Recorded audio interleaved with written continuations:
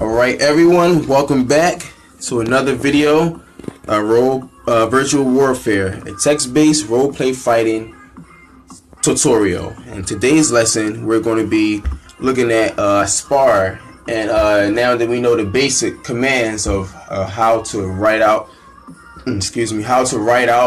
a basic attack and defense, we're going to be looking at what it looks like in an actual fight. And this is my friend from Kick, and her name is Nessa, and she agreed to participate in this video. So without further ado, let's get right into it. So I'm going to read my stuff and her stuff. My stuff is in red, her stuff is in white. And there's a way to fight. You take turns. It's called T1. I don't really want to teach about the certain things about roleplay, because you can Google it, and I don't want to I just don't want to teach it because it's not really important, because I'll tell you why in the future. But it's important in the community, but I explained it. So let's just get right into the fight. So it says, a man of 5'6", 150 pounds of solid muscle, dressed in a Kung Fu master uniform, entered the dojo and stood in the middle of it. There he stood ready for his opponent's arrival. Okay, so that's me. So I got me, my height, my weight, my body structure, my uniform and what I'm wearing, where I'm at, which is the dojo, and where I'm at in the dojo, which is the middle of it, and I'm standing ready.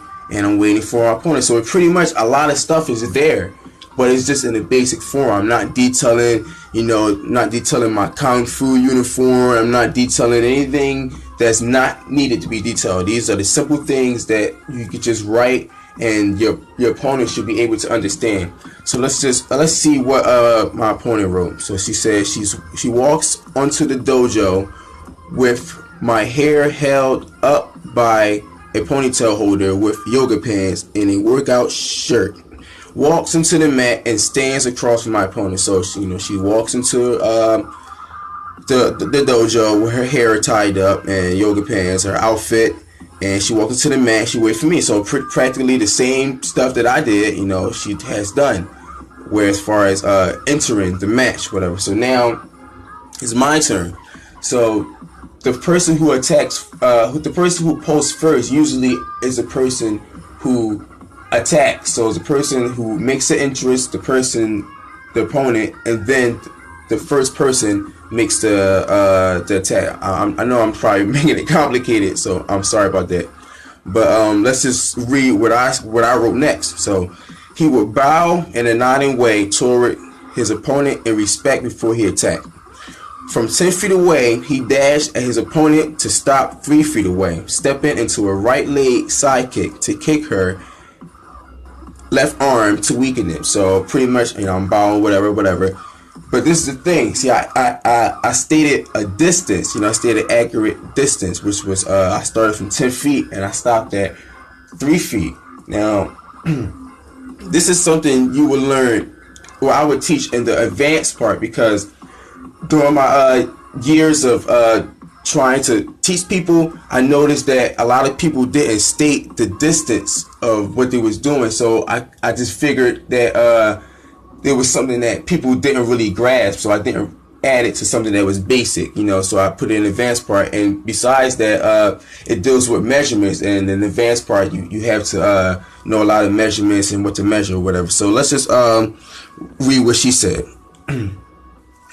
It jerks my body back, making the end of your foot hit my leg, but attempts to punch the left side of your chest. Well, we can see that it's a lot of errors in the fight, but some people will criticize and be jerks about it.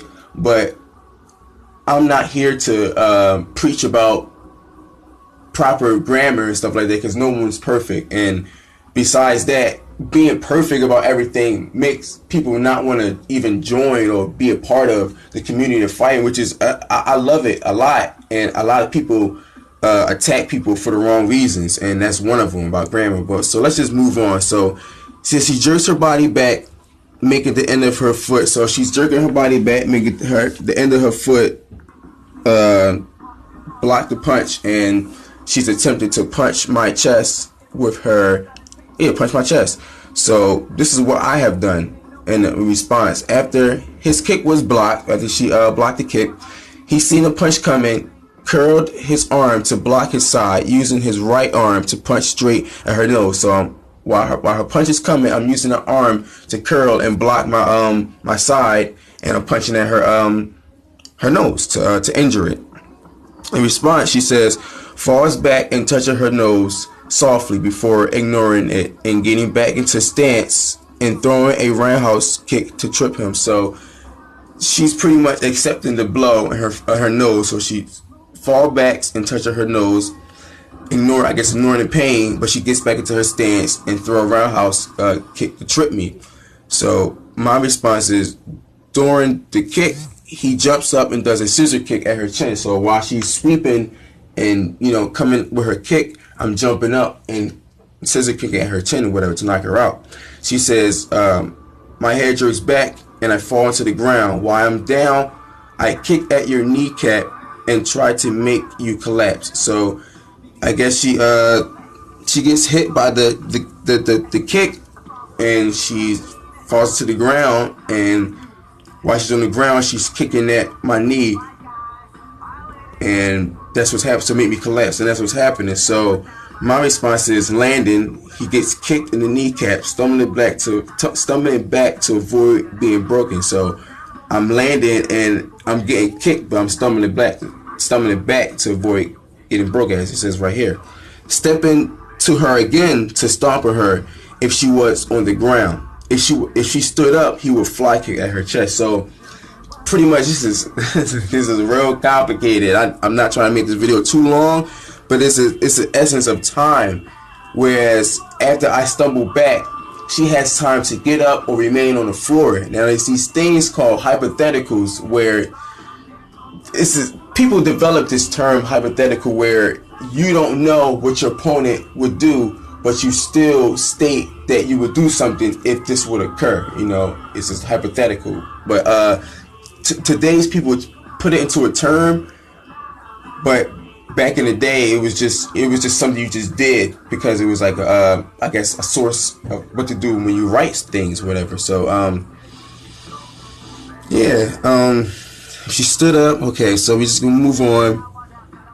She took too long to reply, and I said we can do this a little more. So practically this is the end of the video, but there's a little more because I didn't state enough detail for her to understand where I was stomping. She says right here, where did you step at? I said, towards you. She said, no, you stomped on me. Where did you stomp at? My legs, head, arm, stomach, whatever. And I said, okay, or whatever's closest. By default, if I'm moving towards you and I stomp on you, I'm stomping on you, but there's no target. You can't say that just because there's no target that I miss you, because I'm still targeting you. But the thing is, whatever's closest to me is what is going to be the target. So, which would be the foot, because she kicked me with her foot, and I stumbled back, moved forward again, and stomped. So by default, I would be kicking her foot. So she continues and says, feels my ankles get almost crushed and yelps in pain, attempts to get up and falls back to the ground due to the severe pain. I says, his eyes wide and not meaning to hurt his partner, and goes to see if she was alright. Are you okay? So it gets into role play. Obviously the fight is over. A lot of injuries where you just can't fight no more, and the fight is over. And yeah, that's pretty much what happened. We just role play, and I asked. I told it I was making this video for y'all, for the people who was watching. I asked her if she wanted to say anything for the video. She said, "Don't get stepped on." So, hey everybody, sorry about the sudden end of the video. Some technical difficulties, and I had to edit it a certain way so it can fit right. So that's pretty much the end of the video.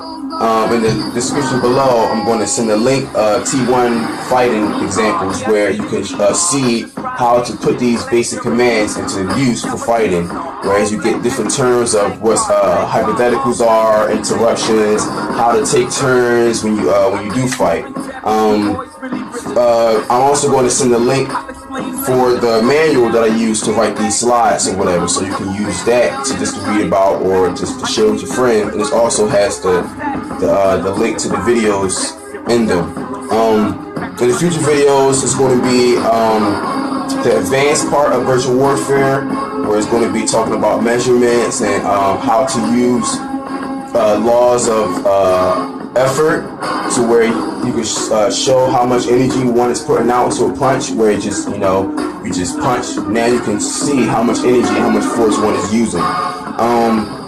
Also, I'm going to be making videos about exposing false methods of fighting, whereas people use certain methods and certain ways of handling fights where it makes it seem like they won and they're correct, where their logic is really